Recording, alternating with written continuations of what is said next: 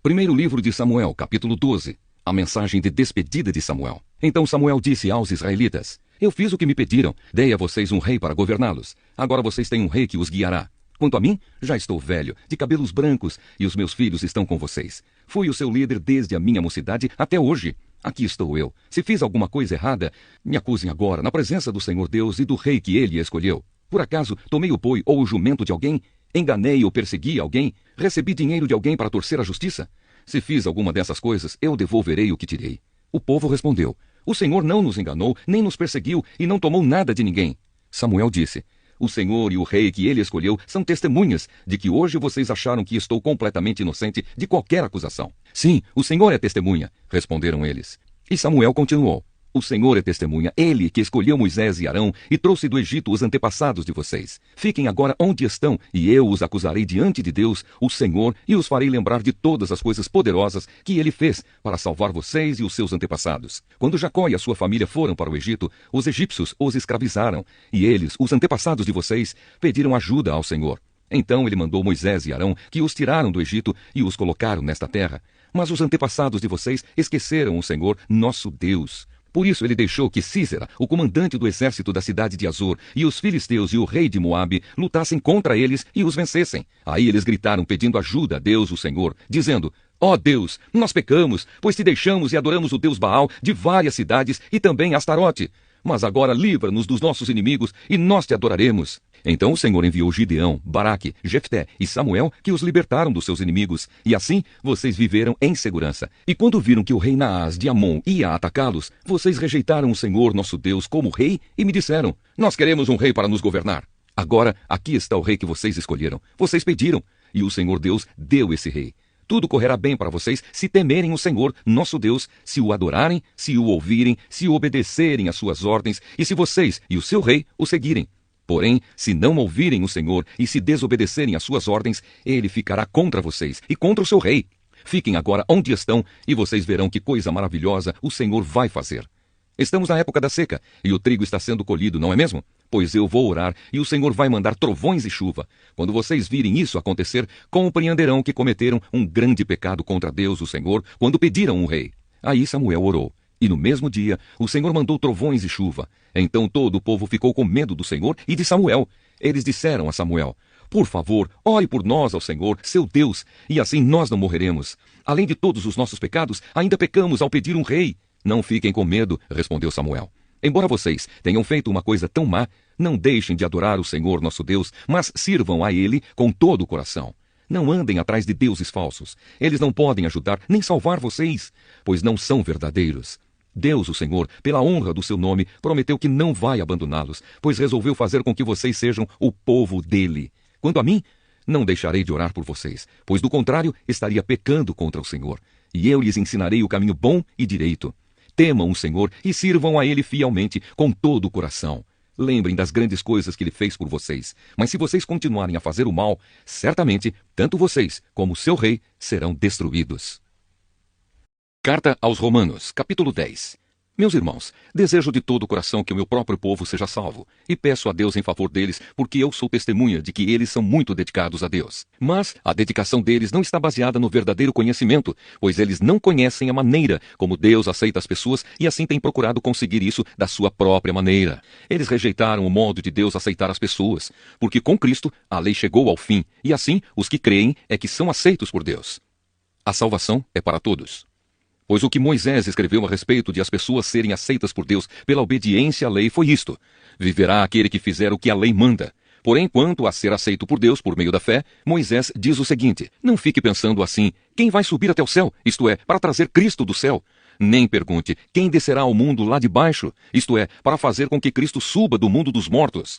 O que Moisés diz é isto: a mensagem de Deus está perto de você, nos seus lábios e no seu coração, isto é, a mensagem de fé que anunciamos. Se você disser com a sua boca, Jesus é Senhor, e no seu coração crer que Deus ressuscitou Jesus, você será salvo. Porque nós cremos com o coração e somos aceitos por Deus. Falamos com a boca e assim somos salvos. Porque as Escrituras Sagradas dizem: quem crer nele não ficará desiludido. Isso vale para todos, pois não existe nenhuma diferença entre judeus e não judeus. Deus é o mesmo Senhor de todos e abençoa generosamente todos os que pedem a sua ajuda. Como dizem as Escrituras Sagradas, todos os que pedirem a ajuda do Senhor serão salvos. Mas como é que as pessoas irão pedir se não crerem nele? E como poderão crer se não ouvirem a mensagem? E como poderão ouvir se a mensagem não for anunciada? E como é que a mensagem será anunciada se não forem enviados mensageiros? As Escrituras Sagradas dizem: como é bonito ver os mensageiros trazendo boas notícias. Mas nem todos aceitam uma boa notícia do Evangelho. Foi Isaías quem disse: Senhor, quem creu na nossa mensagem? Portanto, a fé vem por ouvir a mensagem, e a mensagem vem por meio da pregação a respeito de Cristo. Mas eu pergunto, será que eles não ouviram a mensagem? É claro que ouviram. Como dizem as Escrituras, a voz deles se espalhou pelo mundo inteiro. As suas palavras alcançaram a terra toda. Eu pergunto ainda, será que o povo de Israel não soube disso? Moisés foi o primeiro a dar uma resposta. Ele disse: eu farei com que vocês fiquem com ciúmes de um povo que não é uma nação. Farei com que fiquem com raiva de uma nação de gente sem juízo. E Isaías foi mais corajoso ao anunciar o que Deus disse. Eu fui achado por aqueles que não me procuravam, e apareci aos que não perguntavam por mim. Mas a respeito de Israel, Deus disse: o dia inteiro eu abri os braços, pronto para receber um povo desobediente e rebelde. Jeremias capítulo 49. A condenação dos amonitas. O Senhor Deus disse o seguinte a respeito dos amonitas: onde estão os homens de Israel? Será que não há alguém que defenda a terra que Deus lhes deu para ser sua propriedade? Por que foi que deixaram que o Deus Moloque tomasse a terra da tribo de Gade e que os seus adoradores fossem morar lá? Mas está chegando o dia em que farei o povo da cidade de Rabá ouvir barulho de guerra. Essa cidade amonita ficará arrasada e os seus povoados serão destruídos pelo fogo. Então o povo de Israel tomará outra vez a sua terra daqueles que a tomaram dele. Sou eu, o Senhor, quem está falando. Grite, povo de Esbom, a cidade de Ai será destruída. Chorem, mulheres de Rabá, vistam a roupa feita de pano grosseiro e lamentem. Corram de um lado para outro sem rumo. Moloque, o Deus de vocês, será levado como prisioneiro junto com os seus sacerdotes e todas as autoridades. Povo infiel, por que é que vocês se gabam?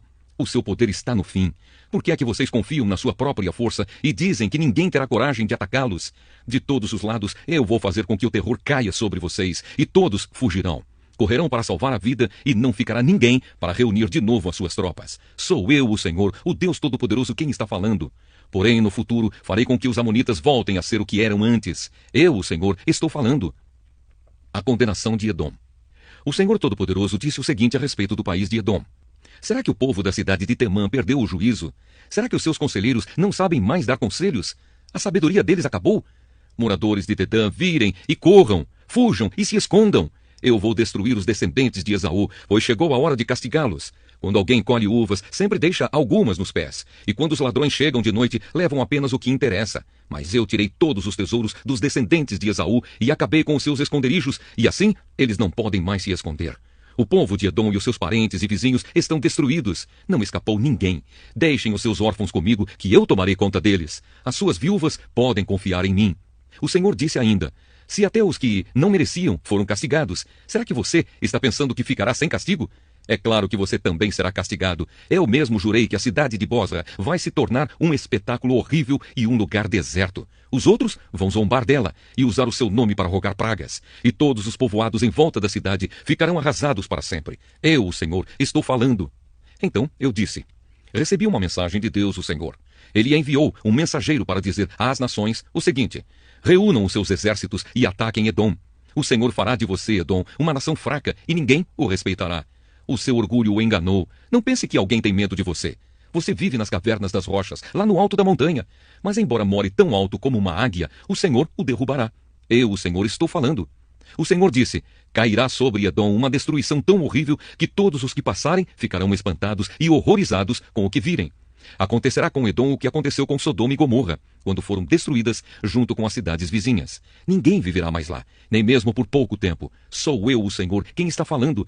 Assim como um leão sai da floresta na beira do rio Jordão e sobe até a terra de pastos verdes, assim eu virei e farei com que os edomitas fujam correndo da sua terra. Então o chefe que eu escolher governará a nação. Quem pode se comparar comigo? Quem tem coragem de me desafiar? Que governador poderia me enfrentar? Por isso, prestem atenção no plano que eu, o Senhor, fiz contra o povo de Edom. Escutem o que vou fazer com os moradores da cidade de Temã. Até as crianças e os velhinhos serão arrastados, e todos ficarão horrorizados. Quando Edom cair, o barulho será tão grande que a terra tremerá, e os gritos de pavor serão ouvidos até no Golfo de Acaba. O inimigo atacará a cidade de Bosra como uma águia que com as asas abertas se atira lá do alto contra a sua vítima. Naquele dia os soldados de Edom terão tanto medo como a mulher que está com dores de parto. A condenação de Damasco. O Senhor Deus disse o seguinte a respeito de Damasco. Os moradores das cidades de Amate e Arpade estão preocupados e assustados porque ouviram más notícias. O medo rola em cima deles como o mar e eles não têm descanso. O povo de Damasco está fraco e virou para fugir apavorado. Estão cheios de dor e de angústia como uma mulher que está com dores de parto. Essa famosa cidade que era feliz agora está completamente abandonada. Portanto, naquele dia os moços e todos os soldados serão mortos nas ruas da cidade. Sou eu, o Senhor Todo-Poderoso, quem está falando. Eu queimarei as muralhas de Damasco e o fogo destruirá os palácios de Ben-Hadad. A condenação de Quedar e de Azor. O Senhor Deus disse o seguinte a respeito da tribo de Quedar e das autoridades da cidade de Azor, que foram derrotadas pelo rei Nabucodonosor da Babilônia. Saiam e ataquem o povo de Quedar. Destruam essa tribo do Oriente. Peguem as suas barracas, os seus rebanhos, as cortinas das suas barracas e tudo o que encontrarem nelas. Tomem os seus camelos e digam, em toda parte o povo está com medo.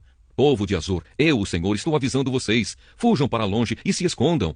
O rei Nabucodonosor da Babilônia, que planejou atacá-los, diz o seguinte: vamos, ataquem aquela gente que pensa que está firme e segura.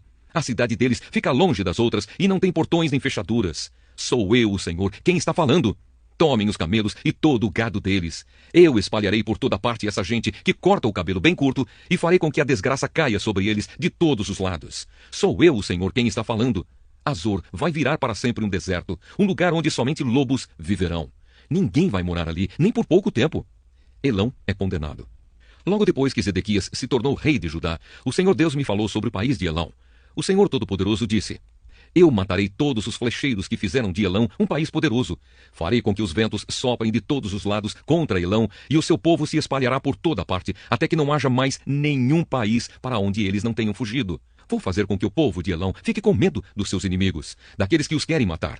Na minha grande ira, eu acabarei com eles. Mandarei exércitos contra eles até que sejam completamente destruídos. Sou eu, o Senhor, quem está falando.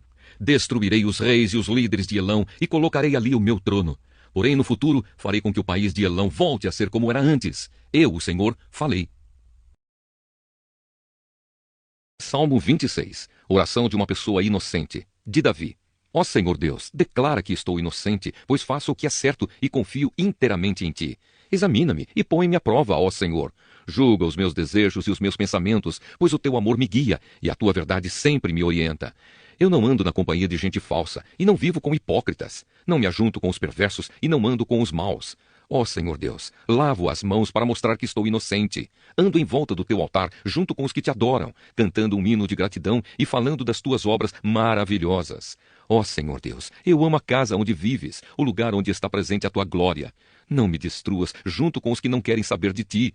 Livra-me do castigo que recebem os assassinos, aqueles que vivem fazendo o mal e que estão sempre prontos para receber suborno. Eu, porém, faço o que é certo. Tem compaixão de mim e salva-me. Estou livre de todos os perigos. Nas reuniões de adoração, eu louvarei a Deus, o Senhor. Salmo 27. Segurança em Deus. De Davi. O Senhor Deus é a minha luz e a minha salvação. De quem terei medo? O Senhor me livra de todo perigo, não ficarei com medo de ninguém. Quando os maus, os meus inimigos, me atacam e procuram me matar, são eles que tropeçam e caem. Ainda que um exército inteiro me cerque, não terei medo. Ainda que os meus inimigos me ataquem, continuarei confiando em Deus. A Deus o Senhor pediu uma coisa e o que eu quero é só isto, que Ele me deixe viver na sua casa todos os dias da minha vida para sentir, maravilhado, a sua bondade e pedir a sua orientação. Em tempos difíceis, Ele me esconderá no seu abrigo. Ele me guardará no seu templo e me colocará em segurança no alto de uma rocha. Assim vencerei os inimigos que me cercam. Com gritos de alegria, oferecerei sacrifícios no seu templo. Eu cantarei e louvarei a Deus, o Senhor. Ó Senhor, ouve-me quando eu te chamar. Tem compaixão de mim e responde-me. Tu disseste, venha me adorar. Eu respondo, eu irei te adorar, ó Senhor Deus. Não te escondas de mim. Não fiques irado comigo, não rejeites este teu servo. Ó Deus, meu libertador, tu tens sido a minha ajuda. Não me deixes, não me abandones. Ainda que o meu pai e a minha mãe me abandonem, o Senhor cuidará de mim. Ó Senhor Deus, ensina-me a fazer a tua vontade e guia-me por um caminho seguro, pois os meus inimigos são muitos. Não me entregues nas mãos desses inimigos, que dizem mentiras contra mim e me ameaçam com violência. Estou certo de que verei ainda nesta vida o Senhor Deus mostrar a sua bondade. Confie no Senhor. Tenha fé e coragem. Confie em Deus, o Senhor.